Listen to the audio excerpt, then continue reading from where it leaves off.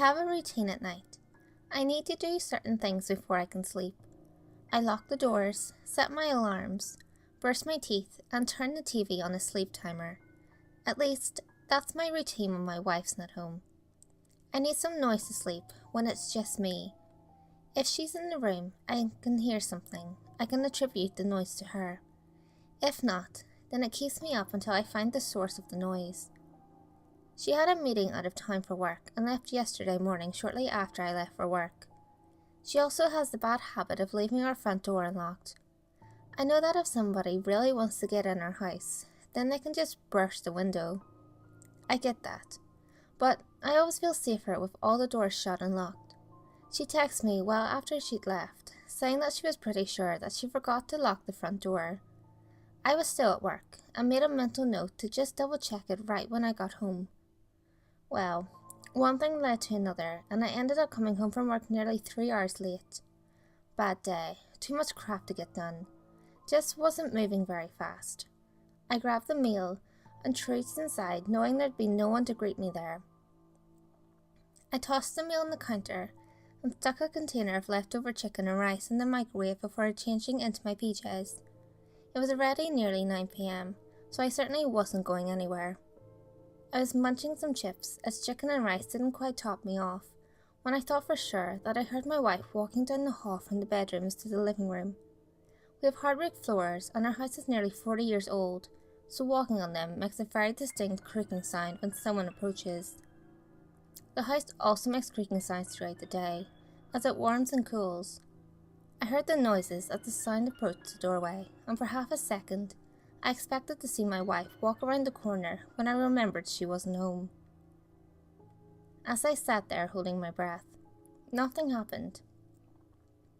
I realised that it must have just been the house cooling down, as the temperature had decreased with nightfall. I relaxed a little and continued to munch and watch TV, but there was always that thought. The hair on the back of my neck was standing straight up, and I was just tense. I decided to finish this episode and call it an early night. I was exhausted anyways.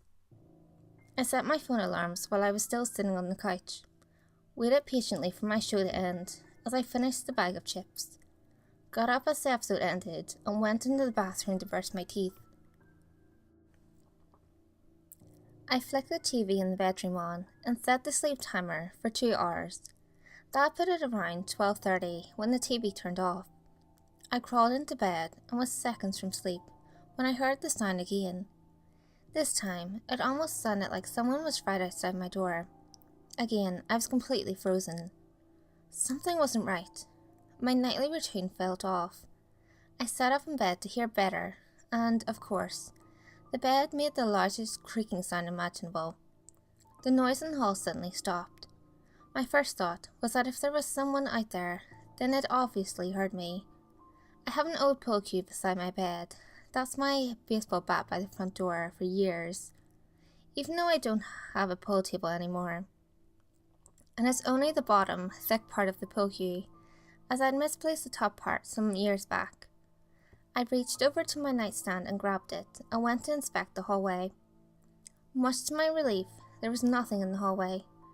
But that's when it hit me. I hadn't checked the front door yet to make sure it was locked.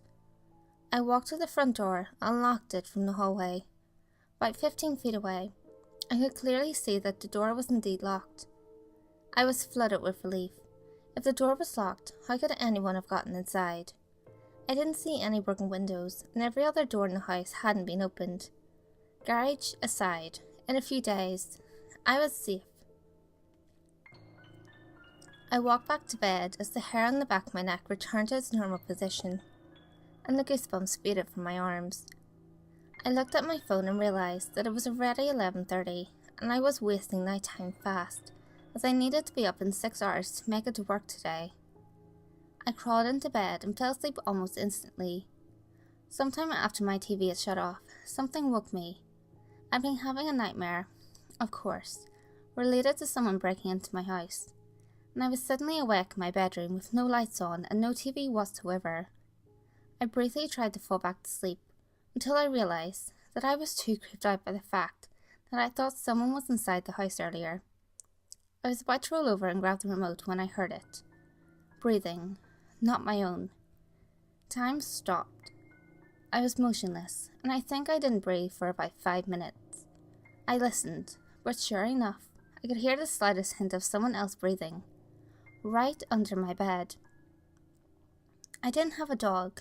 I don't have a pet. It should have been just me in the house. I finally decided my next move.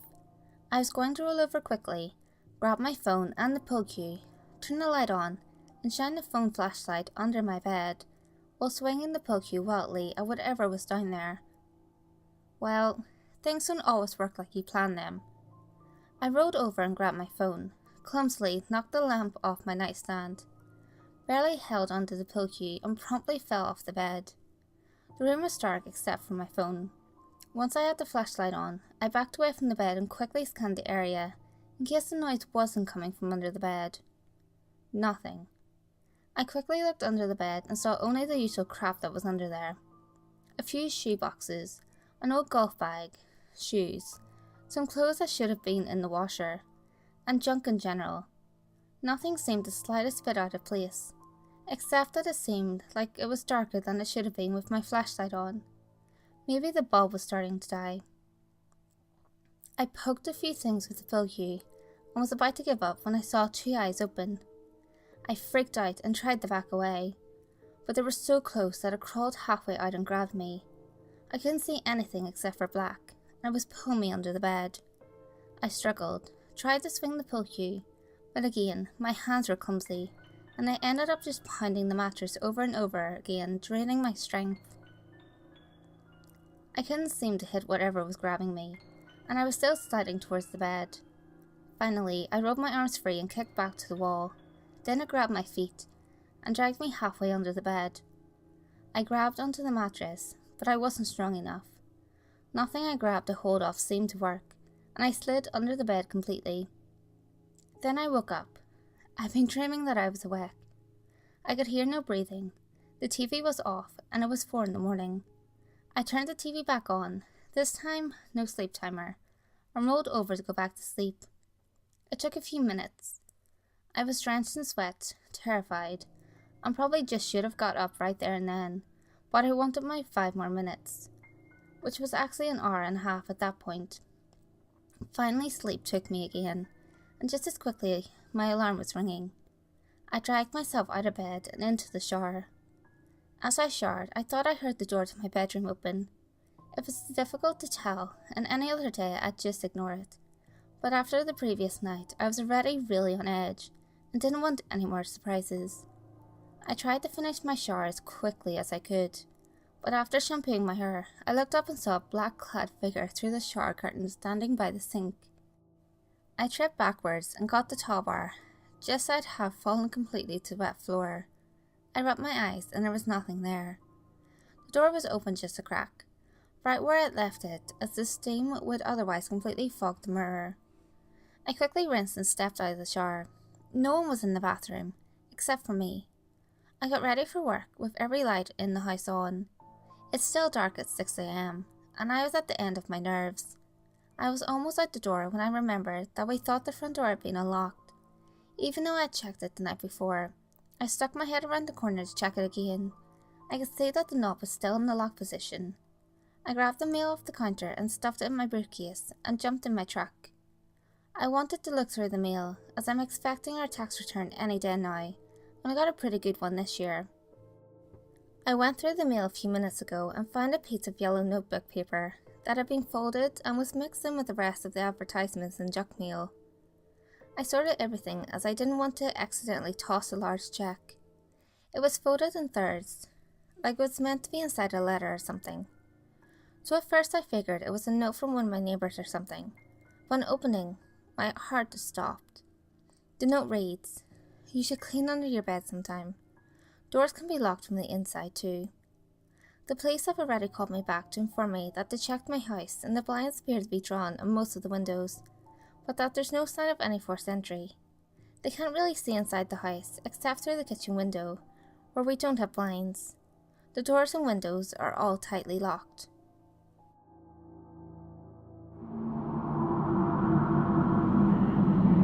Hey guys, if you enjoyed this video, give it a thumbs up and share it with your friends. You can also leave a comment below. All feedback, good or otherwise, is always appreciated. If you have any creepy stories of your own, or have any topics that you would like me to cover, feel free to send them in via any of my social media. You can find all links to my social media in the description below. Until next time guys, make sure you lock your doors, stay safe, and I'll see you next video.